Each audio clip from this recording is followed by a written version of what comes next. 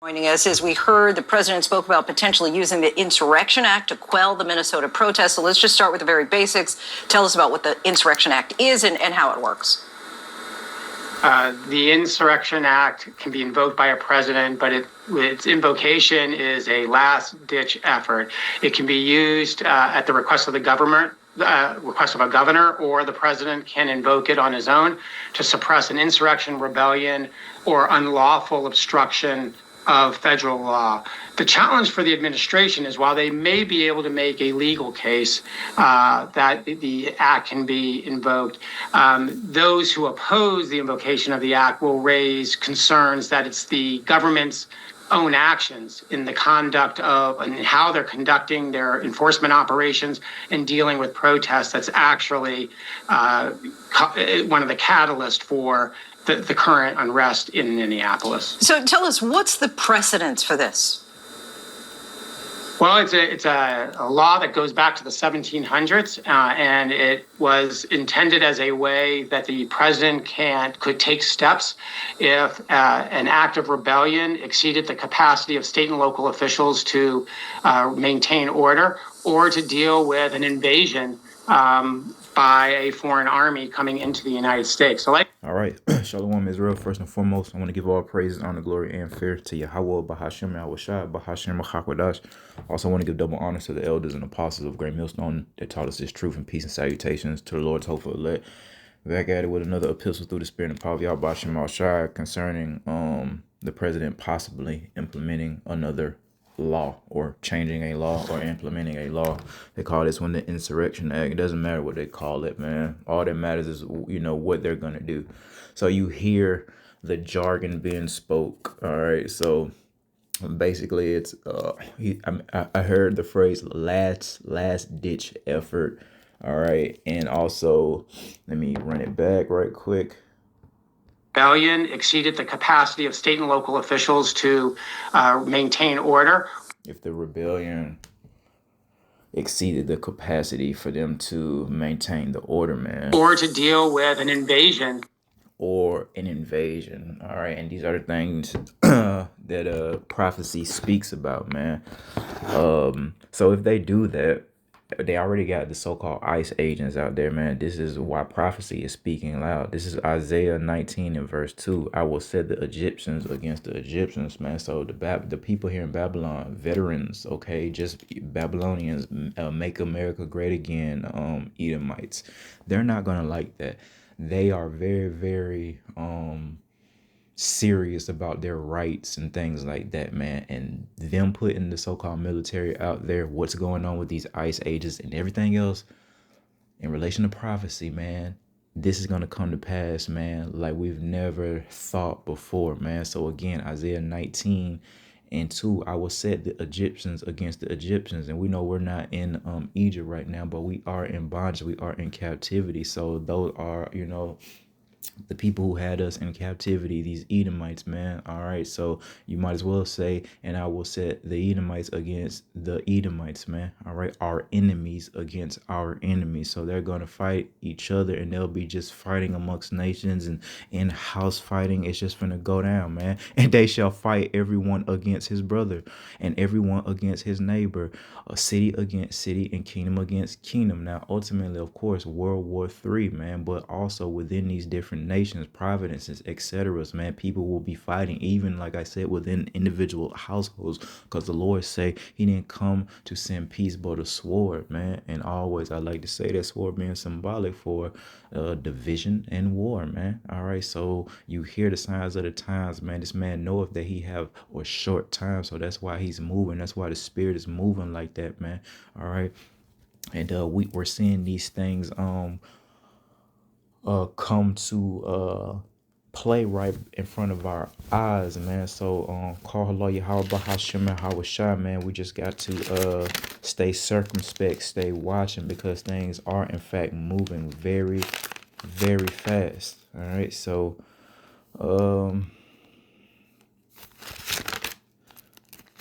let's go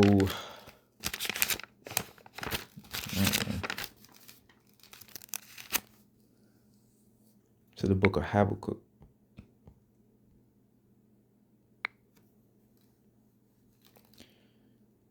2, and we'll start at 2.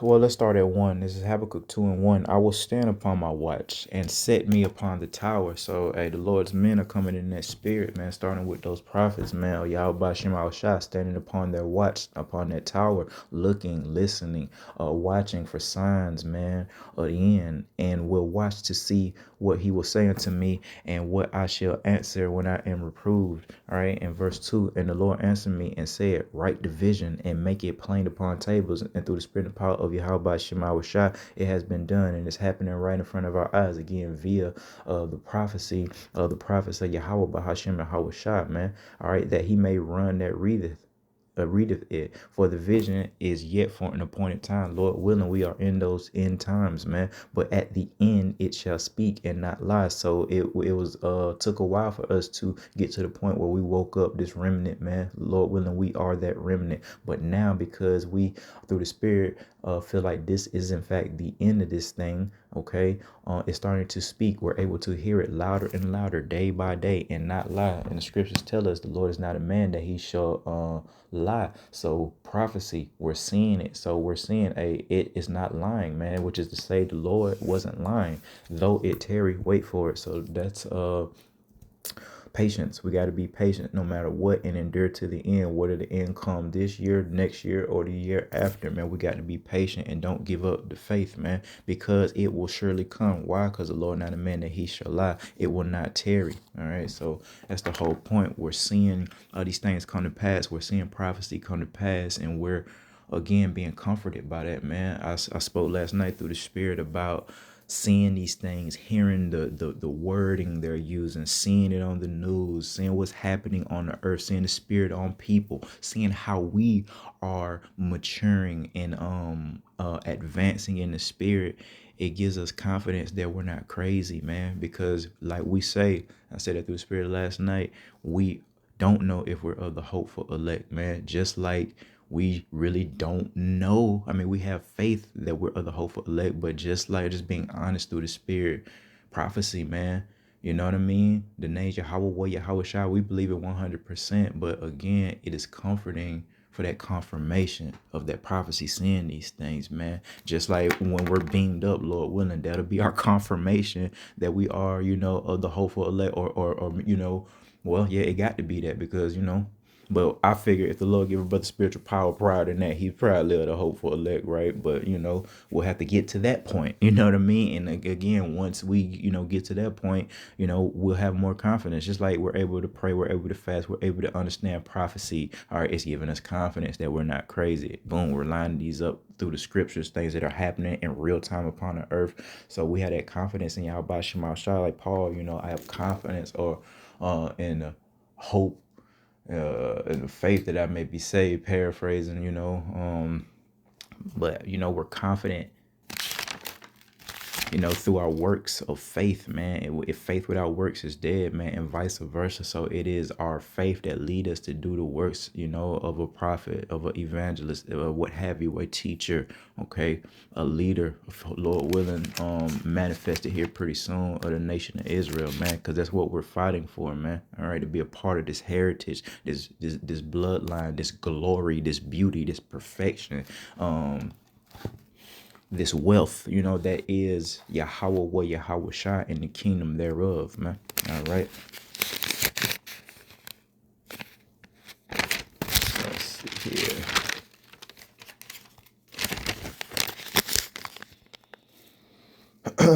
Let's go to the book of 2 Corinthians. I'm going to go 2 Corinthians 1, and we'll start at 5. For as the sufferings of Hamashiach abound in us, so yeah, through the Spirit, man, all Akim, man, are suffering. And if the Lord don't chasten you, again, you're likened unto a bastard, man. So our consolation also aboundeth by Hamashiach. So that consolation, man, that reward, that prize, if you will, is what we're fighting for, and it's what salvation, man. All right, and everything that comes with salvation, again, glory, beauty, perfection, wealth, power, experiences, knowledge, fear, from other nations and other people that we outrank through the Spirit and power of Yahweh Shema Shah. Verse 6. And whether we be afflicted, it is for your consolation and salvation. So in relation to that chastening, man, the things that the Lord is preventing us from experiencing, having, it is for ultimately our glory, man, for our perfection, man, our salvation, which is effectual in the enduring. So that the enduring until the end is very important, man. All right, we got to fight of the same sufferings which we also suffer. Whether we be comforted, it is for your consolation and salvation, man. So there it is, man. The Lord saw fit to give us comfort, man. Give us that Holy Spirit. So guess what? Lord willing, it's for that reward. It's for, the ultimate pardon, which is salvation. And again, everything that comes with it, everything that we know now, and of course the things that the Lord has kept to himself, man, until he's ready to reveal it unto his hopeful elect, man. All right. Even Yahweh Shai don't know of the hour. Yahweh hasn't even revealed to Yahweh Shai, all right, the hour. So Lord Yahweh definitely has kept at least one thing to himself, we know. And I'll just leave it at that. All right. So let's go. So that's the importance, man, of suffering, man. While we're, having to take the load, is so the Lord is getting ready to restore us and give us, everything, man. So it's worth it. The Lord say, count these things as dung that we shall lose, man. And he also said that we will receive 100-fold for those things that we forsake for his name, man.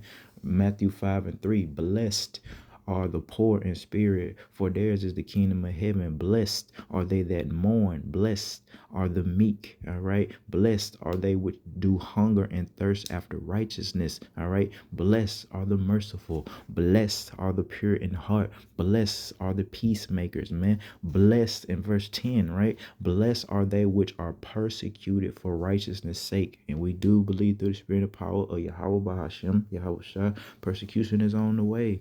But that's good, because what is that? Prophecy, man. That means we are, in fact, at the end. And Lord willing, we got very, very few days left, man. So we just need to pray more just for deliverance, man, from he who delivers, which is Yahweh Shai, man. For theirs is the kingdom of heaven. Verse 11, blessed are ye when men shall revile you and persecute you and shall say all manner of evil against you falsely for my sake, man. So if, Great Millstone, the Lord put that name on, his prophets to have that type of organization and, that type of body, then that's what it is, man. And they say things about, the men of Great Millstone. If these are the men of the Lord, it's for, and it's for, Yahweh Shai namesake, man. Blessed are these men, and blessed are the men and women that have listened to these men, because ultimately it was Yahweh Bahashim and Yahweh Shai who established these men to do what they do anyway. All right. So all we have to do is stay strong, stay in the spirit, and may Yahweh Bahashim Yahweh Shai be with us, because we're definitely going to be tried. We're coming into some very trying, hard times, man. But we have been built up through the spirit, man. We have been fighting a good fight through the spirit and power of Yahweh Bahashim Yahweh Shai. Of course, no brother or sister is perfect, man. And we don't deal with that being puffed up spirit through the spirit and power of Yahweh Bahashim Yahweh Shai. But we're confident in our faith, in the power that is Yahweh Yahweh Shai, man. All right, so let's just prepare to go home, man. So with that, I want to give all praises, honor, glory, and fear to Yahweh Hashem Yahweh Shai. Till next time, Shalom.